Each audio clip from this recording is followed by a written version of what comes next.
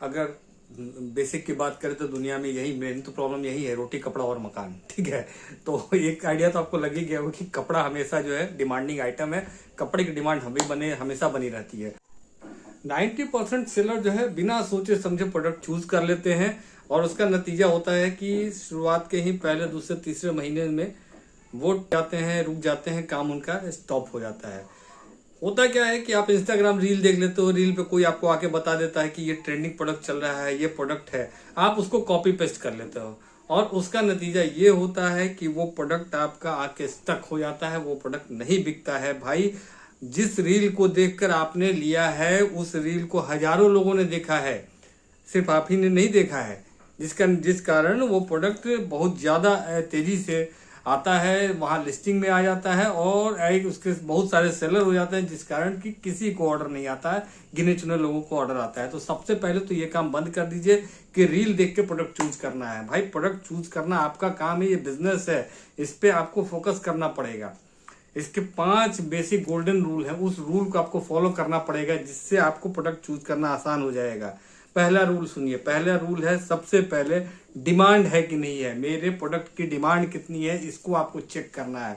वो कैसे चेक करते हैं मैं आगे वीडियो में बताऊंगा।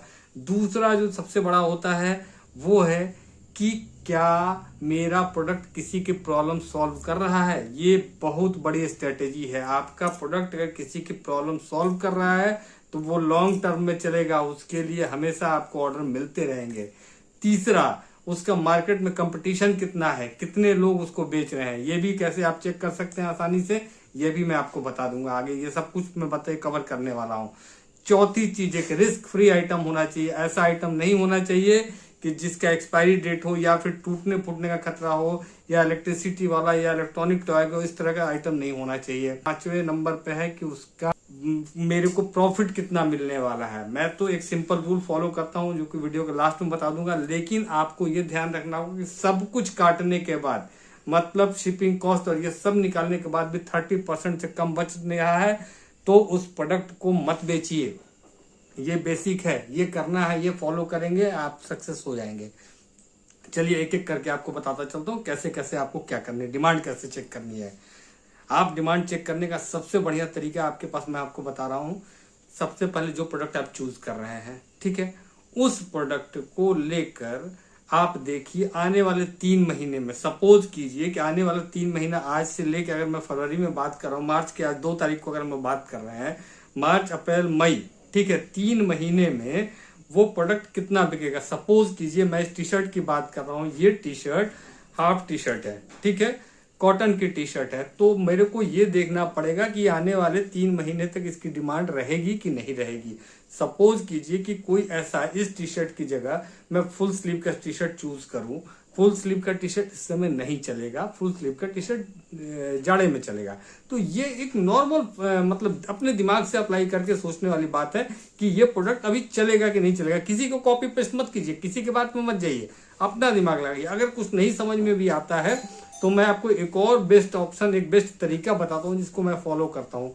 थोड़ा लोकल मार्केट को एक्सप्लोर किया कीजिए, खास करके जो छोटे वाले इस तरह के आपके सुपर स्टोर होते हैं ना, ये सुपर मार्केट होते हैं, जैसे वी मार्ट हो गए, विशाल मेगा मार्ट हो गए, डी मार्ट हो गए, इस तरह के, वहां पे जाइए। वहां पे जाकर आप देखेंगे ना तो वो लोग भी इसी चीज को फॉलो करते हैं। आप देखते हो कि आए दिन वो अपना स्टॉक चेंज करते रहते हैं। आप वहां जाके आपको आइडिया लग जाएगा कि कौन सा चीज आने 3 महीने वाले में चलने वाला है। पहला फिल्टरिंग यहीं पे। अब पे दूसरा क्वेश्चन आता है कि क्या ये प्रॉब्लम सॉल्विंग है, क्या ये मेरी प्रॉब्लम सॉल्व कर रहा है। तो हाँ, 100% प्रॉब्लम सॉल्व कर रहा है। मुझे गर्मी में आराम देगा, मेरे पास गर्मी में पहनने के लिए कॉटन टी शर्ट एक मेरी प्रॉब्लम सॉल्व कर रहा है, कपड़े की प्रॉब्लम मेरी सॉल्व कर रहा है। ठीक है, अगर बेसिक की बात करें तो दुनिया में यही मेन तो प्रॉब्लम यही है, रोटी कपड़ा और मकान। ठीक है, तो एक आइडिया तो आपको लग ही गया होगा कि कपड़ा हमेशा जो है डिमांडिंग आइटम है, कपड़े की डिमांड हमेशा बनी रहती है। और रोटी से मतलब खाना से रिलेटेड और इस तरह से आइटम जो भी बेचना चाहते हैं वो शुरुआत में मत बेचिएगा, यहाँ पे मैं मना कर रहा हूँ। ठीक है, और मकान से भी रिलेटेड आपको आइडिया लग जाएगा। डेकोरेटिव आइटम की भी डिमांड हमेशा रहती है, सजावट के सामान हो गए, फ्रेम हो गए, ये सब चीजें भी डिमांड में हमेशा रहती है। ये एक थोड़ा सा टिप मैंने आपको यहाँ पर भी दे दिया, लेकिन आप रिसर्च जरूर कीजिए। ठीक है, तीसरा चीज है जो आता है वो है कंपटीशन, अपना जो कंपटीशन एनालिसिस की, ये इसमें कितना कंपटीशन है। तो एक बहुत बढ़िया मैं तरीका, मैं उस मेथड को यूज करता हूँ। सिंपल इस प्रोडक्ट की फोटो लीजिए जो आप बेचना चाहते हैं, इसी प्रोडक्ट की फोटो लीजिए और मीशो पे अपलोड कर दीजिए। ठीक है, मीशो पे अपलोड करने के बाद आप अपने प्रोडक्ट को देखते जाइए कितने लोग बेच रहे हैं, पूरा ऊपर से उसको स्क्रॉल करते जाइए। अगर बहुत ज्यादा मतलब 1 2 3 स्क्रीन के बाद संख्या नहीं रुक रही है भाई, उसको नहीं बेचना है, उसके लिए बहुत लोग सेल कर रहे हैं उस तरह के आइटम को, तो आपको वहां से निकल जाना है, उस प्रोडक्ट को छोड़ देना है। ठीक है, ये हो गया। चौथा चीज आपको जो ध्यान देना है, रिस्क फ्री आइटम। ये क्या आइटम रिस्क फ्री है? ये देखिए, मैं एग्जांपल के लिए इसको बता रहा हूं, आप और भी चीजें हैं उसको भी आप समझ सकते हैं। क्या ये रिस्क फ्री आइटम है? बिल्कुल रिस्क फ्री आइटम है। आज अगर मैं इसको लेके आ रहा हूं तो मार्च, अप्रैल, मई, जून, जुलाई, अगस्त, सितंबर, एटलीस्ट अक्टूबर तक तो ये इसकी डिमांड रहेगी। इसको रखने में कोई खराब नहीं होगा। अब घर में भले चूहे और ये सब चीजें हो तो बात अलग है, नहीं तो ये खराब नहीं होने वाला है आइटम, आराम से मेरा अक्टूबर तक तो ये चलेगा। पांचवा जो मोस्ट इंपॉर्टेंट पॉइंट है और वो है मार्जिन। अगर आपके प्रोडक्ट में मार्जिन नहीं है, मैं बिल्कुल कह रहा हूं, नए सेलर हो या जो पुराने सेलर हो, अगर आपके प्रोडक्ट में 30% से कम मार्जिन है, अगर मैं इस टी शर्ट को 300 रुपए में बेच रहा हूं और मुझे 90 रुपए नहीं बच रहे हैं सब खर्चा काट कर, ठीक है, लोग चाहे 10-15 में बेच रहे हो, अगर आपको नहीं बच रहा है मत बेचिएगा भाई। वो मैन्युफैक्चरर है, उनके 100 ऑर्डर आएंगे, 1000 ऑर्डर आएंगे, 5000 ऑर्डर आएंगे, ठीक है, तो वो उनको बहुत फर्क नहीं पड़ता है। लेकिन आप अगर में है, अगर आप भी यही सोच रहे हो कि 10, 15, 20 रुपए के मार्जिन में बेचना शुरू कर दूं, आपको 3 महीने में बिजनेस बंद करना पड़ जाएगा। ये लिख के आप रख लो। ठीक है, प्रोडक्ट का जो मैंने पॉइंट बताया है उस हिसाब से प्रोडक्ट सेलेक्ट करो, मार्जिन रखो। लो मार्जिन प्रोडक्ट पे काम मत कीजिएगा तो मत कीजिएगा, नहीं तो आपको बंद करना पड़ेगा धंधा। लोग कर रहे हैं और सब रो रहे हैं। ठीक है, और ये मार्केट में एक तरीके से चेंज करना पड़ेगा माइंडसेट।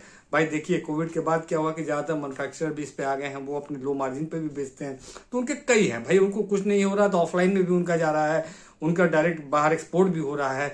तो चलो, इससे तो अगर थोड़ा सा कम बेसी भी आ रहा है तो उनको कोई फर्क नहीं पड़ता, लेकिन आप तो इसको मेन धंधे के रूप में कर रहे हो।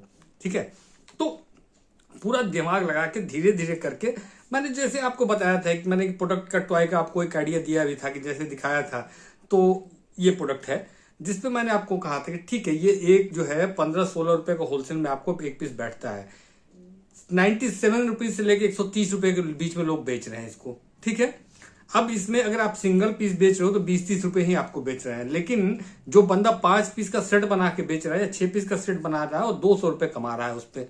ठीक है, मैं कहता हूं अगर 100 रुपए भी आप उस पर कमाओगे ना तो वो वाला बढ़िया है। आप बहुत, उसमें से किसी का जवाब आया था कि सर कॉम्बो हर जगह तो नहीं चलता है।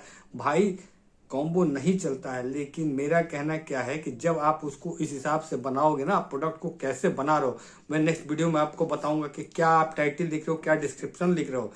भाई प्रोडक्ट जो सर्च किया जाता है ना, वो नाम से और प्रोडक्ट टाइटल कोई चीजें होती हैं उससे सर्च किया जाता है। तो वो जो मैं 5-6 की बात कर रहा हूँ कि इसको अगर 5-6 का बना के भेजोगे, नॉर्मल टॉय में इसको क्यों कर रहे हो, आप इसको रिटर्न गिफ्ट में डालो ना, रिटर्न गिफ्ट की कैटेगरी में डालोगे, ज्यादा से ज्यादा सर्च में आएगा, ये एक प्रॉब्लम सॉल्विंग में भी आ जाएगा। भाई ज्यादातर अगर मैं बात करूं पूरे इंडिया में तो हर दिन लाखों घर में बर्थडे होते हैं।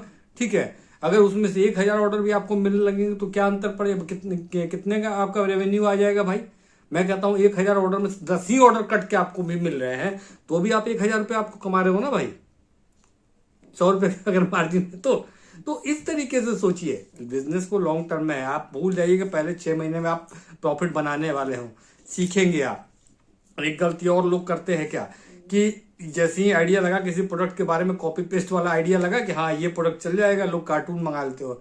भाई शुरुआत में ऐसे मत करो, 5-6 आइटम लोकल मार्केट से दर्जन में ले आओ, 5 पीस ले आओ, 6 पीस लाओ, डाल के चेक करो कौन सा प्रोडक्ट उठ रहा है। जो प्रोडक्ट उठ रहा है उसके पीछे दिमाग लगाओ, एक बार में 10,000 रुपए गत्ते पे मत फंसा दो। लोगों को लग रहा होगा कि मैं आपको इतना लंबा प्रोसेस में क्यों लेके जा रहा हूँ, तुरंत बताइए, मैं एक दिन में ऑनबोर्डिंग कर लूँ, बिजनेस अपना स्टार्ट कर लूँ। वो बिजनेस नहीं है, वो आपका बंद हो जाएगा। तो ये मोटा मोटी ये पूरा का पूरा आइडिया है।